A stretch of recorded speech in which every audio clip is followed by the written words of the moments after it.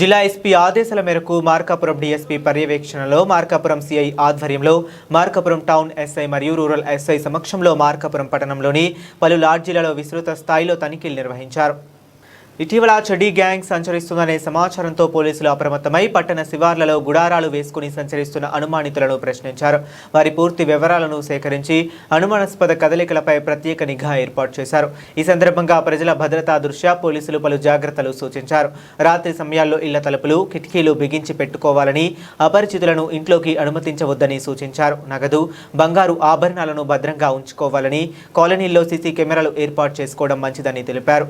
అనుమానాస్పద వ్యక్తులు లేదా వాహనాలు కనిపించిన వెంటనే సమీప పోలీస్ స్టేషన్కు లేదా డయల్ 100కు సమాచారం అందించాలని కోరారు. రాత్రి వేళల్లో పొరుగు వారితో సమన్వయం కలిగి అప్రమత్తంగా ఉండాలని సూచించారు.